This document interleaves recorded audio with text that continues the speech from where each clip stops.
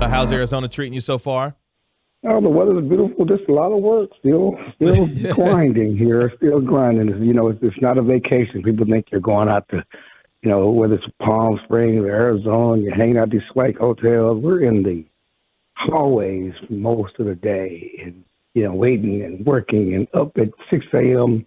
for press conferences and waiting for people to come out of meetings. But it is what it is. But it's been a good week, and certainly we've heard a lot of stuff about the Cowboys. And that's where we'll obviously begin. Let's start with Mike McCarthy today. Mike McCarthy meeting with media today as the NFC coaches met with respective media members today. What was your number one takeaway from your conversations with Mike McCarthy today? Jerry talked about the Zeke stuff, but just really the Dak, the focus on Dak, focus on the offense and how to make the offense more Dak-friendly to a certain extent and doing things to simplify, what they're doing at the line of scrimmage, improving the blocking schemes. And they spent a lot of time with Dak on his interception, not just from this past season, for the past 3 seasons, just focusing on making Dak better so the offense can be better, and they hope they can realize their potential. Now, Chill, you were talking about how, McCarthy spoke, and I mean, there's been a lot of consternation over Jerry and McCarthy's comments on this offensive line. Do we have more detail on kind of the way that both of them view the offensive line, and do they actually align? It's funny because, there is talk about using Terrence Steele and cross-training him at guard just for flexibility to see what you have. I'm talking to Steven, who said we're trying to get the best 5 out there. What people are upset about, I know I follow social media that they basically labeled Tyron Smith to start at right tackle and Tyler Smith to start at left tackle, and now they're trying to find a role and how they can use Terrence Steele, when most people think Terrence Steele should be the right tackle, Tyler Smith should be the right left guard, and Tyron Smith should be the left tackle. So that's where people are going crazy about the best 5 guys. But, when you do that deal to bring Tyron back, you're not bringing him back to be in a backup role. The question is, can you trust Tyron to stay healthy? And in my understanding, talking to people, not at the press conference, just talking, at the bars and different things in the hallways, is they believe that if you watch Tyron, pass blocking wise, he is a better pass blocker than Terrence Steele, and he can get, if he continues to get the games and he gets the full training camp and gets the work that he needs to, get what he needs to be done health wise, he can be at least as equal to Steele as a run blocker. And so there's a lot of confidence. The question is, can he stay healthy? We all know he hasn't been healthy since 2015. Okay, Chill, help me out here, because Tyron Smith is going into his 12th season in the National Football League. And at this point in his career, why do the Cowboys feel like with Tyron, given his injury history and what he is going to be asked to do at this stage in his career, that would be the move, given how well that he has played, obviously, as left tackle throughout the course of his career? Well, number one, left tackle, they want to leave Tyler there. They believe Tyler has a huge upside, and they want to leave Tyler there. And so, the left tackle is not the issue. The issue is right tackle, and why are you putting him in front of Terrence Steele, who a lot of people think have a big upside. You talk about his age, Tyron's age, and injury history. Why are you, putting him in front of Terrence Steele? And I just think that what they've committed to him financially and what he's done, they think, he can play there. But, we all know this is March. It's not even April yet. We don't know what they're going to do with the draft. They may draft a guard, Secondly, Tyron has to get healthy and stay healthy throughout the offseason and training camp, which he hasn't done.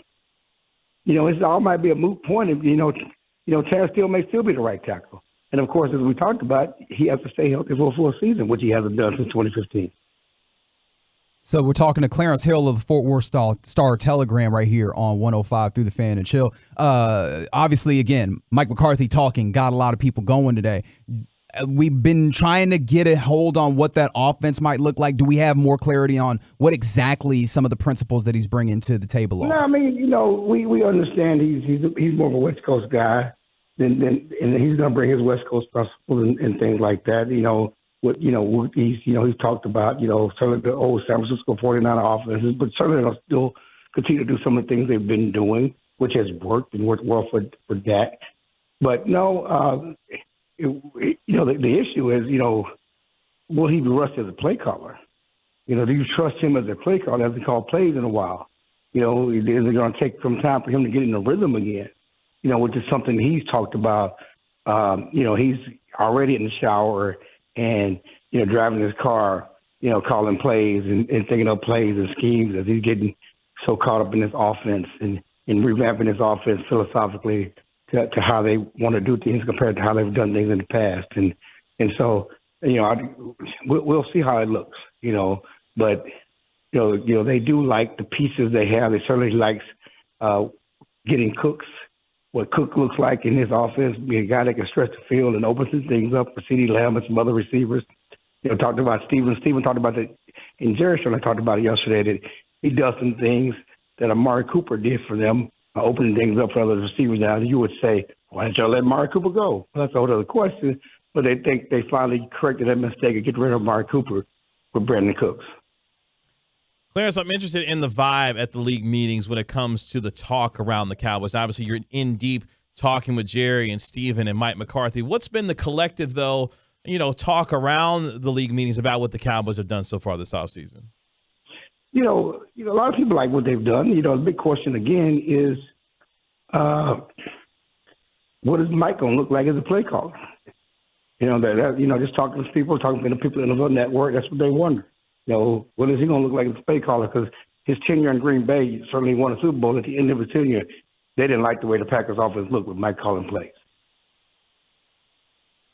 Clarence, with Jerry, I always find it interesting because, especially with you, but with the media members that he, really has a familiarity with, Jerry really can get to talking. Is there anything additional outside of what we've largely come to know that you found interesting through the meetings?